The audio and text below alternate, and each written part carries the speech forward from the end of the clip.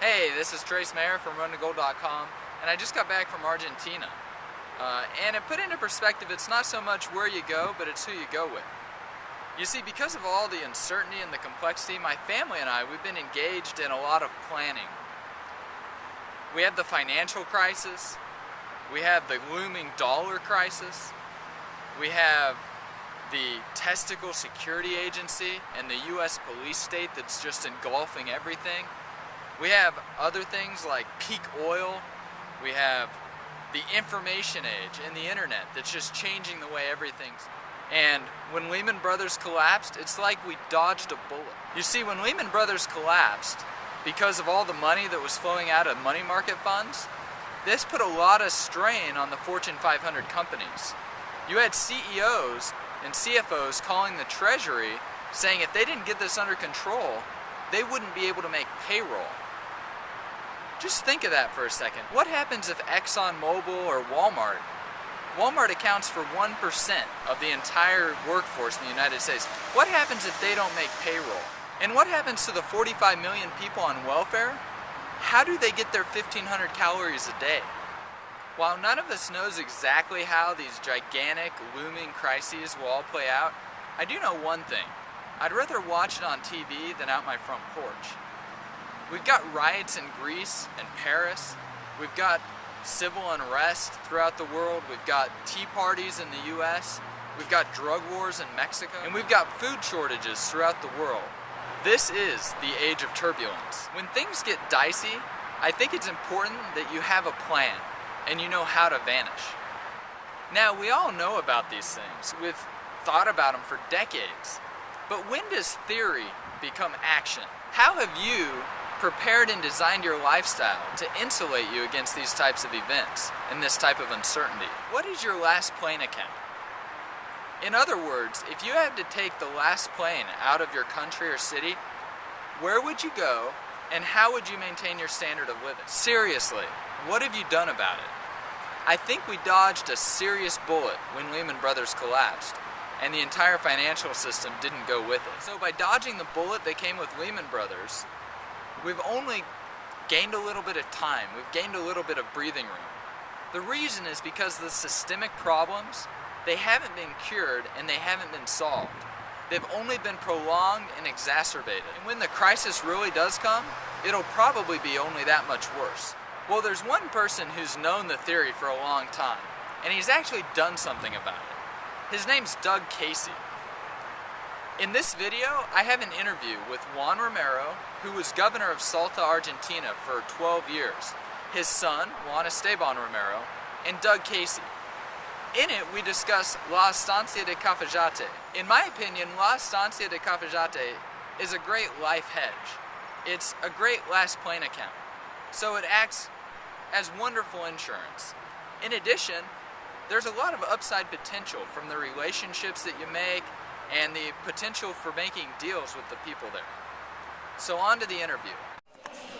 Hey, this is Trace Mayer from runtogold.com, and I have Mr. Romero. He's a partner here on the La Estancia project, Doug Casey, and also Juan Esteban Romero. And so Doug, I was wondering, what is La Estancia De Cafayate? You know, the whole idea with this place is it's 1,500 acres in one of the most beautiful places in the world that has absolutely everything that a civilized person could possibly want. And furthermore, it's in Argentina, which is just a fantastic country to be. And I've been to 175 countries and lived in 12. And this is, I got to admit it, my favorite. So this is the best place in the world. And I say that literally. There's no place at any price that's comparable to this. Everything from polo to billiards to bocce ball to fantastic world-class library, a gold-class gym. I mean, everything you could want. And a fantastic town in the middle of the wine region. I mean, I could go on and on. That's my view. Now, having a little bit more about the region, as a prominent family from Salta, what does Salta have to offer people from the world to come and visit and enjoy? Salta, the last 10 or 15 years, a great improvement tourism services. The quality of the hotels, the roads, the communications, the people learning to give good services for tourism, mostly international. In the beginning, there were a lack of good hotels and we had tourists, and then the province started helping the people improve the facilities. Salta offered a good combination of Andean culture. It's maybe the only part of Argentina, this northwest part of Argentina, where still remain a strong colonial culture. That's the influence of the first Spaniards that came here. And before the Spaniards, the Inca people, all the local Indians and native communities, they have a strong culture until today in the way they work the land, they do the agriculture, they keep his animals for living. Mostly are peaceful people that live with this tradition for centuries.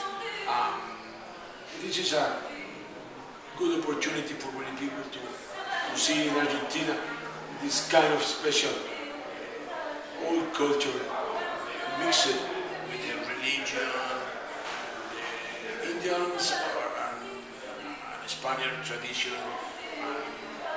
That is like a package, very attractive for the tourism. Plus the landscape, the Andes, the open spaces, the clean air, the good food, the good steak, the Argentine steak, but the Andean foods with corn, all that kind of preparation. Oh, like we had last night in the bowls. Yeah. And what Juan Carlos is saying is the big differentiation from Patagonia. Salta is what are all the things that he's saying, you know, the culture and the history of the place. You know, in Patagonia, as you say, like, I mean, you've been there and the landscape, it's like Switzerland or Canada, you know, big lakes, big mountains, right?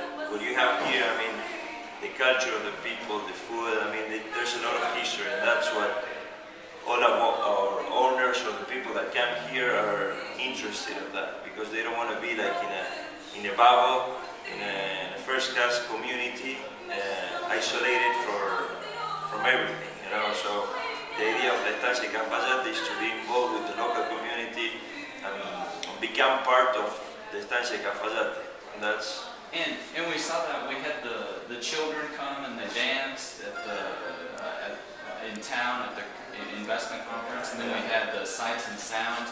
I was very impressed with the quality of the youth symphony that we had, and it's neat to see this integration and this buoying up of the people here in Salta and Cafayate. And does La Estancia de Cafayate, is it the jewel now of Salta? Yeah, the jewel north of Salta, it's the whole north of Argentina. And I would say this is going to be the best community resort in whole Argentina. The idea when we start talking with that is to mix the wine that Salta have a lot of tradition in quality wine. It's not the huge quantity. In Argentina there are other provinces with huge quantities, but the quality is here, the famous Torrontés and the Malbes for many years. The idea was to join to the golf, horses, polo, and the grapes of the wine with the culture. That is all around the town, with the people. That was the idea to take advantage of all that elements that we have together. Maybe this was one of the first. Now we know that there are people mixing golf with wine in other parts of Argentina, but this was the beginning you start at the beginning. And I remember I came here about 3 years ago, and when I came 3 years ago, there was maybe 7 of the 18 holes of golf that had actually been cleared. I mean, it was still very much a vineyard.